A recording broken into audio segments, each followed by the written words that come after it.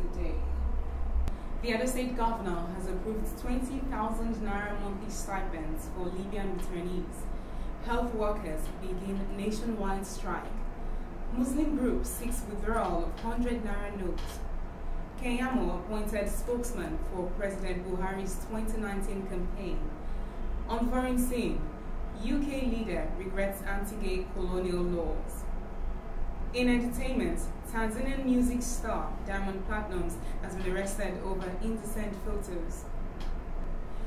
And here's the news in detail. We begin from Edo State, where the state governor, Godwin Obaseki, has approved the verification exercise and payment of 20,000 Naira monthly stipends for a new batch of Libya returnees of the state's origin.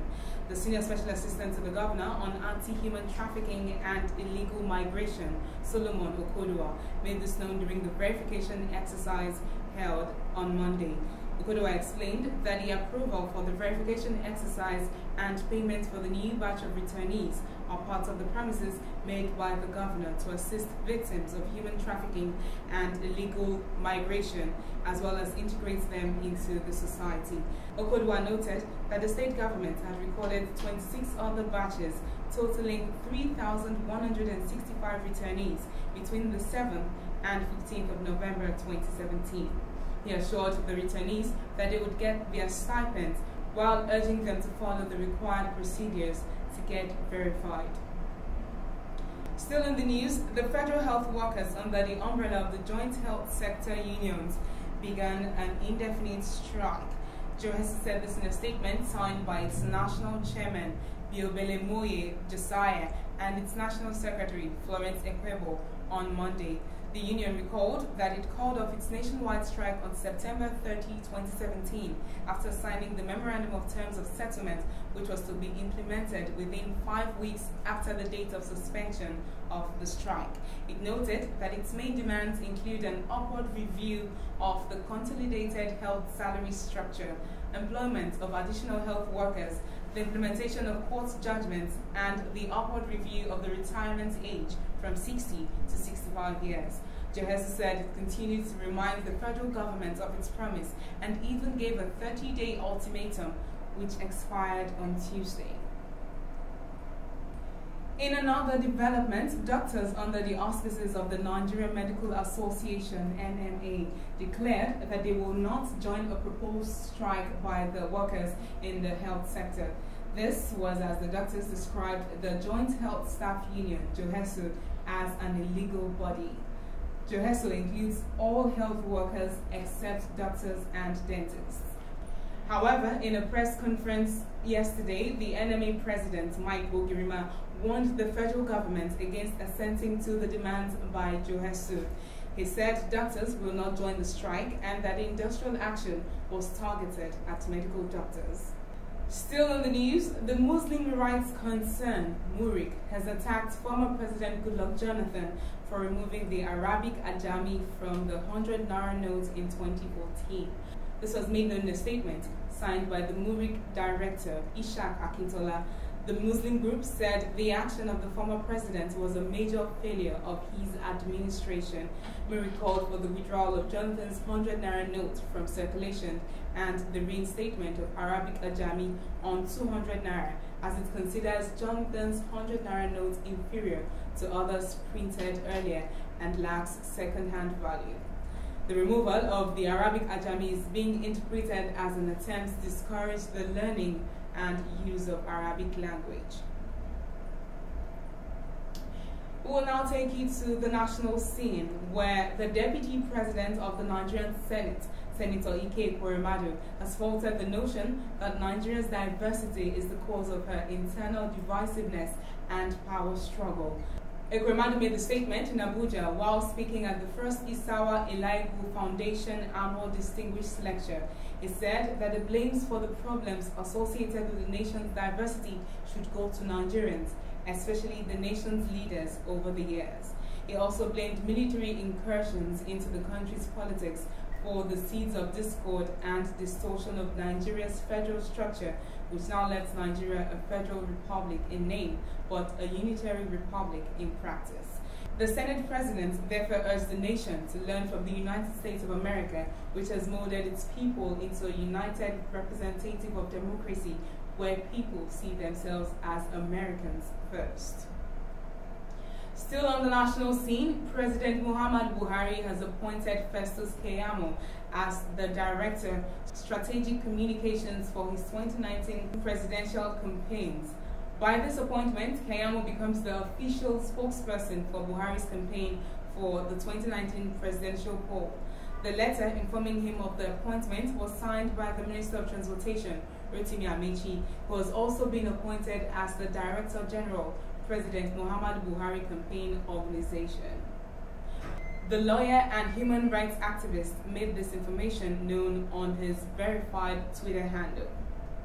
And finally, on the national scene, President Muhammadu Buhari has gotten the assurance of the British Prime Minister Theresa May to work with Nigeria in the areas of training and equipping the military.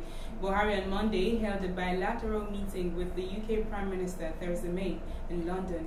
Prime Minister May, in her remarks, said Britain would continue to work with Nigeria to ensure security of lives and properties with reference to the abduction of young schoolgirls by members of the Boko Haram sect in the northeast. President Buhari was commended by May for improving trade and business for Nigeria, noting that it is also time to boost intra-Commonwealth trade. The news will continue shortly with stories from the foreign scene, sports, as well as entertainment stories. Stay tuned. Lights, camera, action! Superstars out. Hey. What will become of a talent without a platform to showcase it? What will become of a passion for movies, music or entertainment without an avenue to explore it? And what will become a good art in script writing, acting, makeup or realizing the dream of being a member of a creative crew without an avenue to explore it? The answer is simple. With How to Have Fun Entertainment and Rolandsky Media Studio, that dream of being in the limelight and becoming a superstar is just one step away. Call on 0903 338 3239 or 0708 63 98970 to be part of the team. Powered by How to Have Fun Entertainment and Rolandsky Media Studio. That's what's up, bro.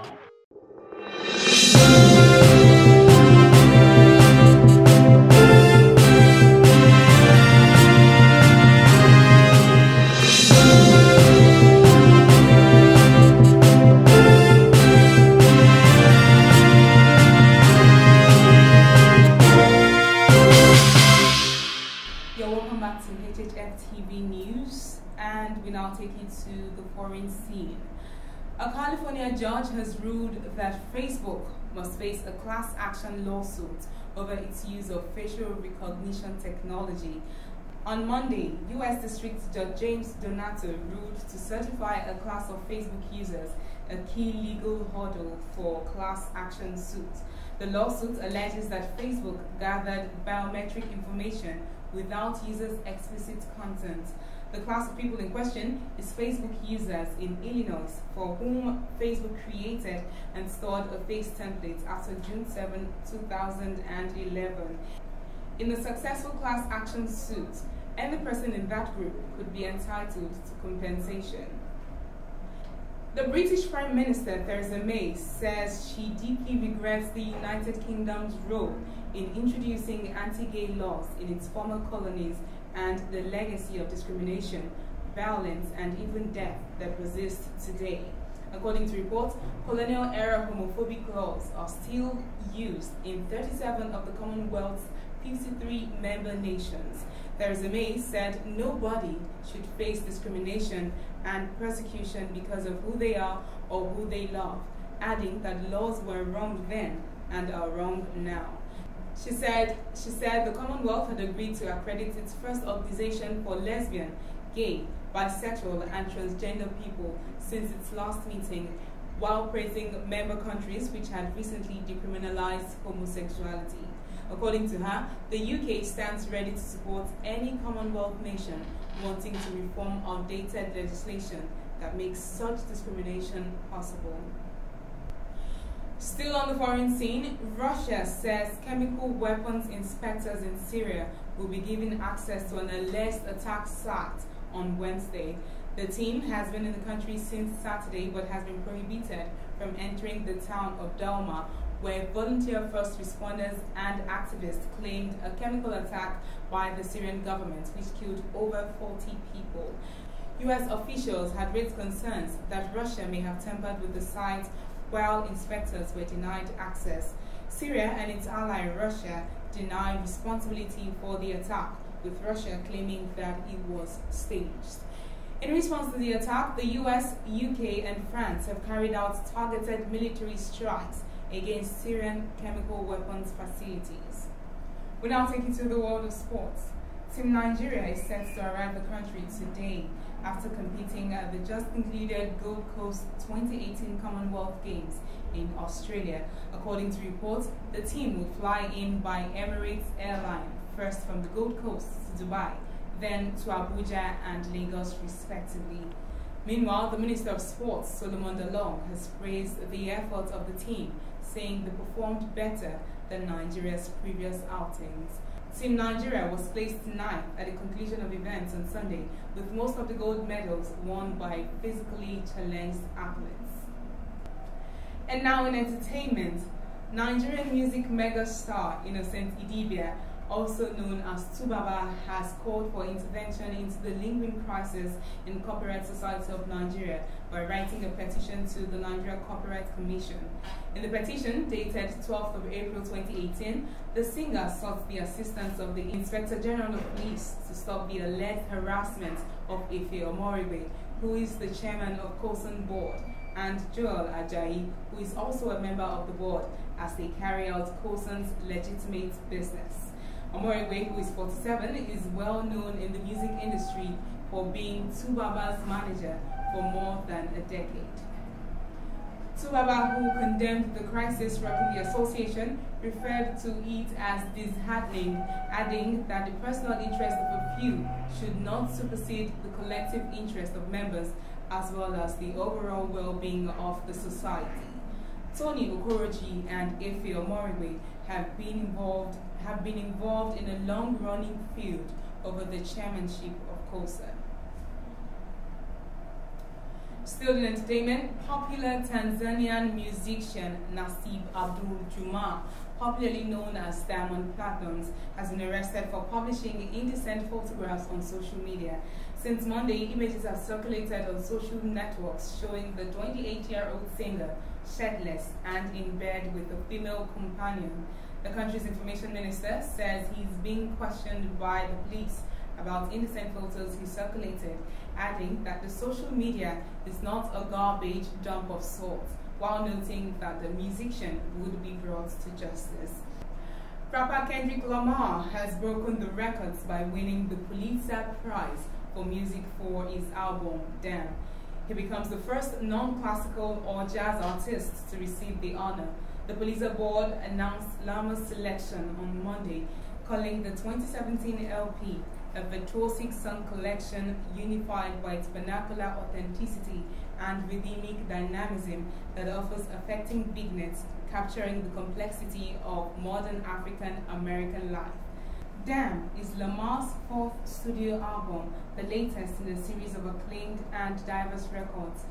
The LP, which has reached double platinum sales status, was nominated for Album of the Year and won Best Rap Album at this year's Grammy Awards ceremony. And with that, we end HHF TV News this hour. Many thanks for joining us. My name is Deborah Umba. Do well to join us next time for more news stories as well as sports and entertainment stories. Lights, camera, action. Superstars out. Hey. What will become of a talent without a platform to showcase it? What will become of a passion for movies, music or entertainment without an avenue to explore it? And what will become a good art in script writing, acting, makeup or realizing the dream of being a member of a creative crew without an avenue to explore it? Nothing, bro. The answer is simple.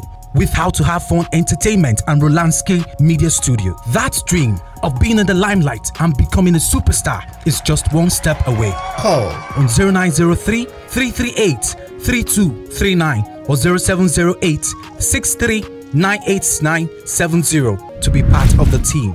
Powered by How to Have Fun Entertainment and Rolandsky Media Studio. That's